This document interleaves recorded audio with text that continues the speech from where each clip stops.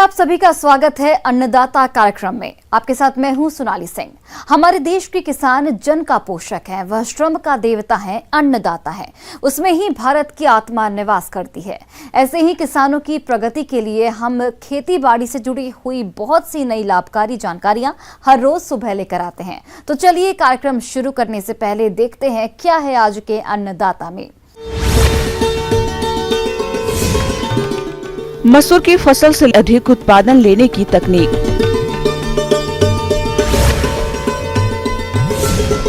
Grafting विधि से फलदार पौध तैयार करना है काफी आसान।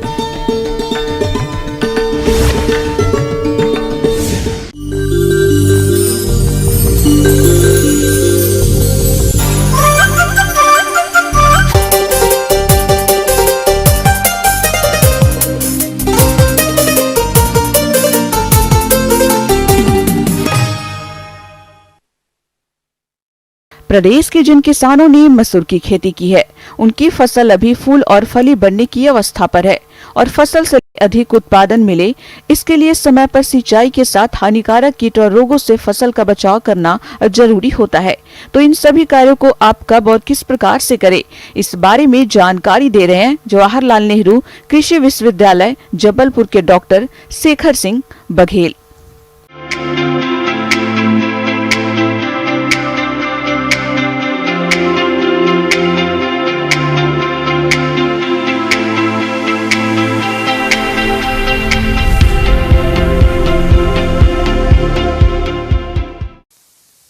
किसान भाइयों नमस्कार।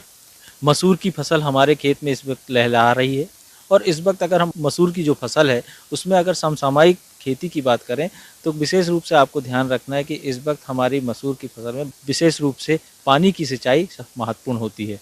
अगर खेत में आप भ्रमण करते हैं, निरीक्षण करते हैं और अगर नमी की कमी है तो आपको खेत में सिंचाई करनी है।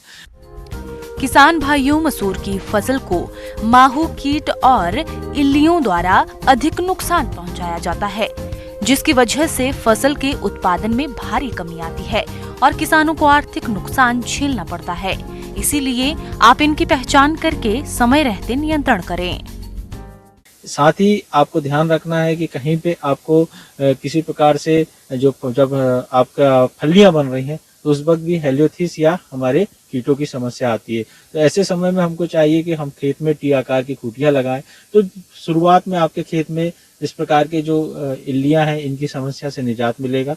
दूसरी बात आती है कि हम शुरुआत में अगर बहुत कम मात्रा में आपको कीट या ब्याधियों की समस्या आ रही है तो आपको चाहिए कि खेत में आप जो हमारा नीम तेल है उसकी 5 ml मात्रा प्रति लीटर पानी में घोल बनाकर उसका छिड़काव कर रहे हैं। तो ये प्रारंभिक रूप से एक हम बचाव कर सकते हैं। लेकिन कई बार देखा गया है कि जो हमारे कीट हैं उनकी बहुत ज्यादा समस्या बढ़ जाती है, तो हमको जाना होता है रासायनिक जो हमारी दवाइयां हैं उनका इस्तेमाल करने के लिए। किसान भाइयों, यदि आपकी फसल में इल्लियों का प्रकोप आर्थिक क्षति स्तर से अधिक है तो उनके रासायनिक नियंत्रण के लिए आप इंडोस्का कार्ब दवा की 1 मिलीलीटर मात्रा को प्रति लीटर पानी के हिसाब से घोल बनाकर छिड़काव करें, जिससे इन इल्लियों का नियंत्रण आसानी से हो जाता है। किसान भाइयों, हमारे खेतों में कीटों की समस्या में सबसे प्रमुख रूप से मसूर में हमने देखा है कि माहू की समस्या बहुत आयत में आती है। और माहू की समस्या जब भी खेत में आती है तो ये देखा है कि माहू जो है धीरे धीरे ये पूरा पौधे के जो पत्तियां हैं उसको चूस लेते हैं, जो हमारे फूल आते हैं उनको चूस लेते हैं और जो धीरे धीरे दाने बनने लगते हैं तो जब फलियां बनती है तब उसमें भी इसकी समस्या देखी जाती है। तो ये एक ऐसी समस्या है जिसके कारण बढ़वार भी रुकती है, वानस्पतिक वृद्धि भी रुकती है, अच्छा उत्पादन प्राप्त नहीं होता। अब हमको चाहिए किसान भाई कि इसकी रोकथाम कैसे करें। तो रोकथाम के लिए हमको विशेष रूप से ध्यान रखना है कि इसकी अच्छे तरीके से दवाइयों का छिड़काव करें। तो इसके लिए थायामेथाक्साम जो दवा है या इमेडाक्लोप्रिड जो दवा है, ये सिस्टमिक हमारी कीटनाशक दवाएं हैं, इनका इस्तेमाल करना चाहिए। लगभग 1 से 2 ml मात्रा प्रति लीटर पानी में घोल बनाकर इसका अगर हम छिड़काव करते हैं तो जो माहू की समस्या है, ये रस चूसक कीट हैं जिनका बहुत ज़्यादा समस्या हमारी इन मसूर की फसल में होती है। तो इसकी हमको रोकथाम करनी है और रोकथाम करने के बाद में हम देखें अगर इस प्रकार की समस्या प्रारंभिक स्थिति में ही अगर हम निदान करें तो हमको कम से कम आर्थिक रूप से नुकसान होगा और समसामयिक इन बातों का ध्यान रखते हुए हम अच्छा उत्पादन प्राप्त कर सकते हैं। किसान भाइयों, मसूर की फसल का सबसे हानिकारक रोग है उकठा, जिसे हम विल्ट के नाम से भी जानते हैं।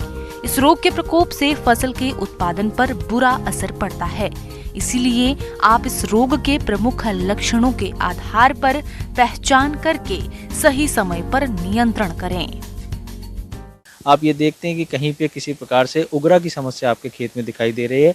उगरा मतलब आपके खेत में मसूर की जो पौधे हैं वो धीरे धीरे पीले पड़ेंगे, धीरे धीरे सूखने लगेंगे और कई बार देखा गया है कि छोटे छोटे पैचेस में, छोटी छोटी जगह में खेत में अलग अलग जगहों पर आपको पौधे सूखते हुए दिखाई देंगे।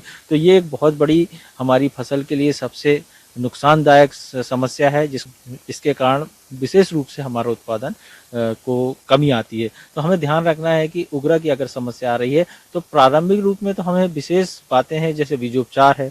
बीजोपचार हमेशा हमको मसूर की फसल में ट्राइकोडर्मा या बावेस्टिन से करना चाहिए और बीजोपचार करने के बाद ही उसकी लगभग 4 से 5 घंटे के अंदर बुआई कर दें, तो आपके खेत में उगरा की समस्या कम से कम आएगी। इसके अलावा कई बार देखा गया है कि लगातार अपन एक ही फसल अगर हम लगाते हैं, लेग्यूम वाली जो फसलें हैं, जो जिनके नीचे गांठें बनती हैं फसलों के नीचे जड़ों में, ऐसी फसलों को अगर लगा रहे हैं तो हमको चाहिए कि खेत का बदलाव करते रहें, हमको फसल चक्र अपनाते रहें ताकि आपको ये समस्या कम आए। अब बात आती है खेत में उगरा आ चुका है, खेत में फसल लगी हुई है, तो ऐसे में चाहिए कि हमको ट्राइकोडर्मा जो है या बावेस्टिन है, इसके घोल का ड्रेंचिंग करनी है। ड्रेंचिंग का मतलब है कि आपको जहाँ पे भी आपको समस्या दिख रही है उसके आसपास अच्छी तरीके से पौधों को नहला दें, तर कर दें और जो जमीन का भाग है वहाँ पे अच्छी तरीके से उसका छिड़काव कर दें। इस प्रकार से छिड़काव करने से आपकी जो उगरा की समस्या है वो कम से कम आएगी। किसान भाइयों, अब लेते हैं एक छोटा सा ब्रेक।